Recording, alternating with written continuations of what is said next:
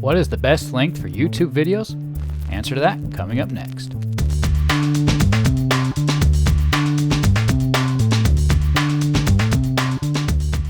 Hi guys, I'm Ray Savage. Welcome to my studio, and we are going to be talking about what is the best length for YouTube videos. Well, when we're diving into this, first of all, we have to understand how YouTube ranks for, based on different things, including watch time and click-through rate and things like that. I will say that often that the videos that tend to get promoted the best are the ones that have a good enough watch time. So when we're talking about watch time, it's the amount of time total versus percentage watched. And so when you put those together, oftentimes around 8 or 9 minutes tends to be pretty close to the center of where you might want to go for that. And so in a manner of speaking, I would say that 8 to 9 minutes is actually the best time or best length for YouTube videos. But it's not always the case. A lot of it depends on your audience and your niche and what kind of videos you're doing. Like I said, lots of times what YouTube does is it rates videos and ranks them according to other videos within that general time or length of videos. So it ranks them compared to similar videos. So suppose you do a video that's 2 minutes long. YouTube's going to look at the click-through rate and the watch time and watch percentage of your 2-minute video versus lots of other similar 2-minute videos out there. And so you can still do well with videos that are like 2 minutes or 3 minutes, or you can do well with videos that are like an hour, depending on what kind of video you're doing, what your audience is, and other videos within that area. And so what you really got to be looking at is not just, is 8 or 9 minutes really the best for you? It depends on what kind of video you're doing.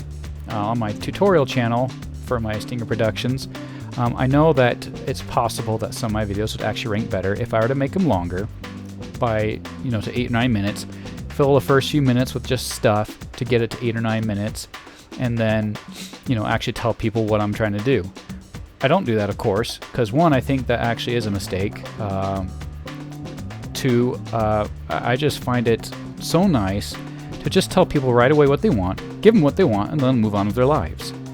Now, a person who's doing this right and doing a video that's 8 or 9 minutes long realizes that they have to do both. They need to make it 8 or 9 minutes, but also make all the content within it quality and worthwhile. I've seen a lot of channels, especially in the Minecraft area, that don't do this right.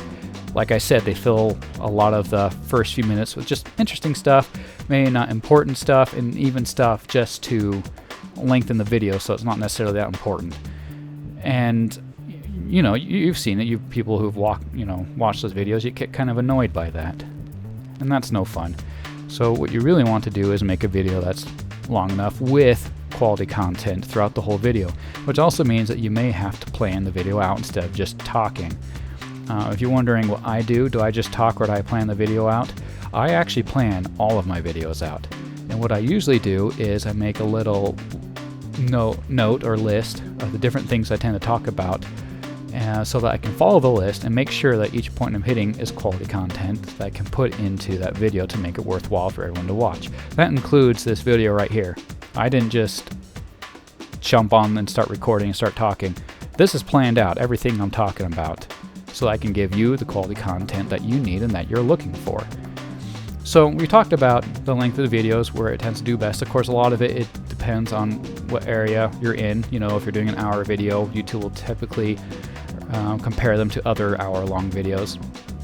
But the important things you really need, which are not just how long your video is, this is actually more important than how long your video is. It's the click-through rate and the watch time. More specifically, the watch percentage. Since video tends to rank your video of similar videos. By the way, it doesn't always just rank them of similar length videos. It's also similar videos of content type. So if it has two 2-minute videos, suppose you have two 2-minute videos and then one 10-minute video. The one 2-minute video has nothing to do with your video. The 10-minute video has everything to do with your video. It's going to rank it more compared to the video that's more like yours, the 10-minute video. But it does still like to try to, rank them according to similar videos of the similar length type. So what you're doing, of course, though, for videos is what you're trying to do is get a good click-through rate and good retention and good watch time. So people who watch the highest percentage of video, especially all the way through, That helps your video probably more than anything. Things that also help is if they go to another video from your channel from your video. That helps rank your video as well. Another thing too is the different engagement. So not just cards or end screens that they might happen to click on, but if they leave a like, that ranks it. That helps it rank. People who engage with it with comments, that helps rank your video as well. So you want to do that. So those are kind of the most important things. Of course, I can, or I guess we can kind of say that 8 to 9 minutes tends to be a pretty good spot that you want to aim for your videos if you're not sure what kind of video you're doing. If it's like a video like this where it's educational or you're trying to teach someone SEO, YouTube growth, you do really well around 8 or 9 minutes. If it's a video that is like a stream where there's a lot of discussing going around, you're probably not going to have a 10-minute video. You're probably looking from half an hour to an hour. I've seen a couple people stream up to 4 hours long because there's a lot to discuss, and that's okay. That's fine too. So really, it's about what you want, and you need to really focus not just on the length of the video, but also on the quality content, making sure you're giving and you're delivering the quality content for your audience. Most of all, you're looking through the click-through time and the watch time. I will say one more thing before I end this video. When it comes to trying to get the click-through rate with your thumbnails, a good thumbnail is not just one that gets people to click through. It gets people to click through for the right reason, meaning your thumbnail accurately describes what your video is going to be like. So a good thumbnail is not just one that looks good that we want people to click on, but it's also one that when people click on it and when they watch the video, it matches their idea of what the thumbnail meant. You know, that's simple as just, looking for the honesty instead of just trying to be clickbaity. Obviously, you do want people to click, so learn how to make good thumbnails. It's a great area of diversity when it comes to good thumbnails. You can talk this one to death because there's so many different things you can do, but there are still good tips and practices for good thumbnails. But most of all, I think a good thumbnail, besides looking good, is one where people can look at the thumbnail and already know what the video is going to be like.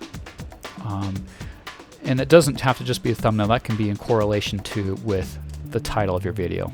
Those two together, if you know exactly what that video is about through your title and through your thumbnail, then that's golden. That's something you're looking for. Okay, well, that's all I had to discuss for now. And if you're interested in watching more videos, you can look through these right here.